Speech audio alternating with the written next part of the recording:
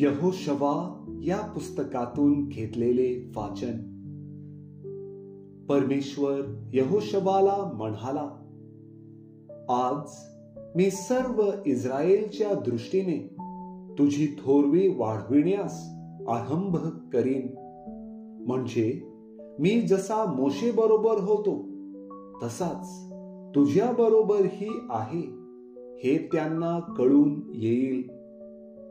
कराराचा कोश वाहणाऱ्या याजकांना आज्ञा कर की जेव्हा तुम्ही यार्देनच्या पाण्याच्या कडेला पोहोचाल तेव्हा यार्देनेत उभे राहा. मग यहोशवा इस्रायल लोकांना म्हणाला, जवळ येऊन तुमचा देव परमेश्वर ह्याची वचने ऐका.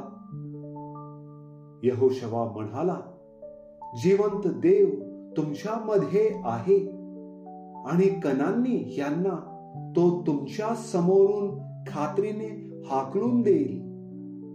पहा, अखिल पृथ्वीचा जो प्रभू त्याच्या कराराचा कोश तुमच्या समोरून पलीकडे जाण्यासाठी यार्देनेत प्रवेश करीत आहे.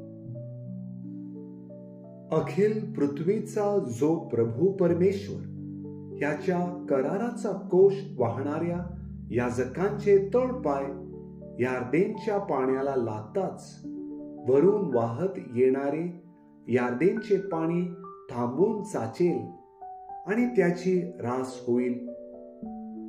लोक यार्दन पलीकडे जाण्यासाठी आपल्या डेऱ्यातून निघाले तेव्हा कराराचा कोश वाहणारे याजक लोकांपुढे चालले.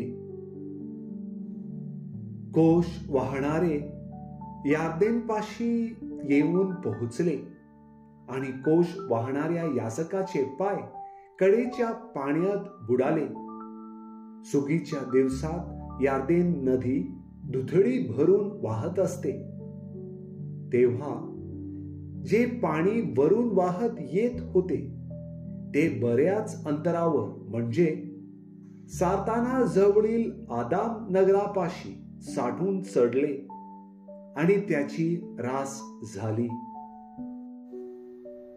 आणि जे पाणी अरबाचा समुद्र म्हणजे शार समुद्र ह्याकडे जात होते ते अगदी वाहून गेले.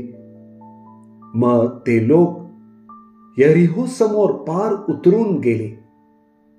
परमेश्वराच्या कराराचा कोश वाहणारे याजक यार्देनेच्या मध्यभागी कोरड्या जमिनीवर स्थिर उभे राहिले आणि सर्व इस्रायल कोरड्या जमिनीवर पार निघून गेले.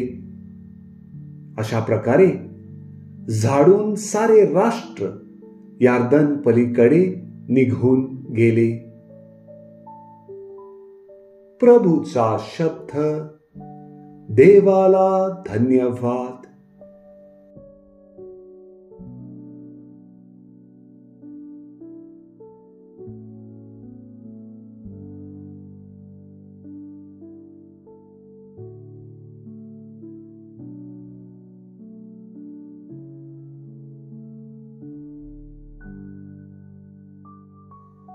मथई लिखित पवित्र शुभ वर्तमानातून घेतलेले वाचन.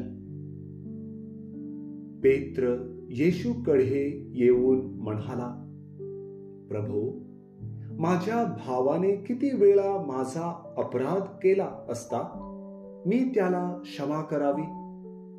7 वेळा काय? येशू त्याला म्हणाला, 7 वेळा असे मी तुला म्हणत नाही, तर 7च्या 70 वेळा.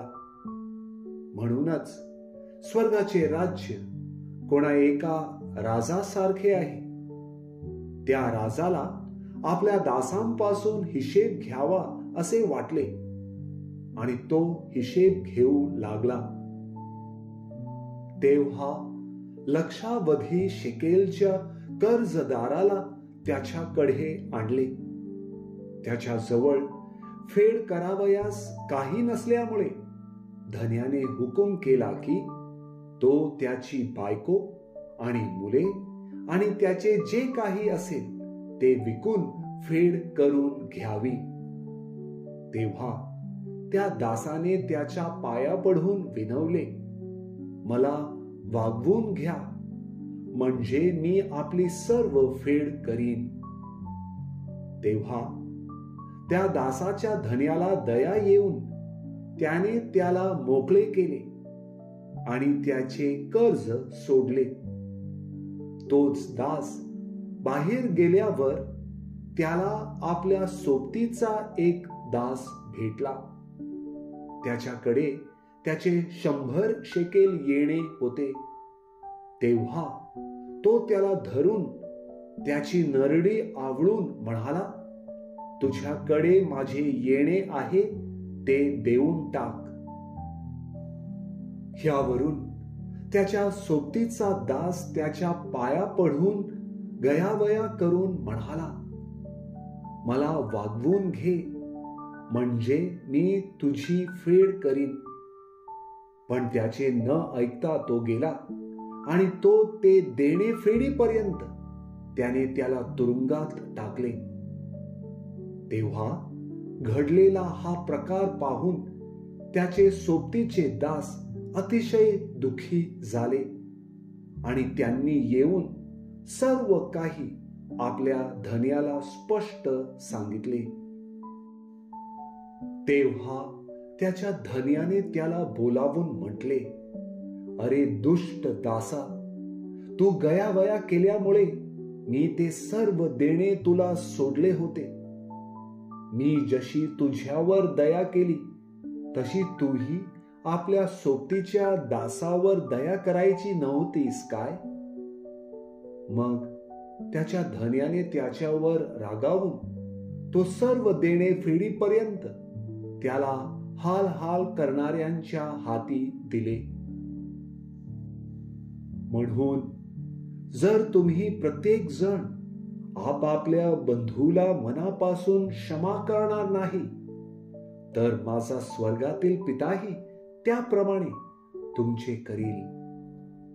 मग हे सर्व बोलणे समाप्त केल्यावर येशू गालिलाहून निघून यार्देनच्या पलीकडे यहुदिया प्रांतात गेला.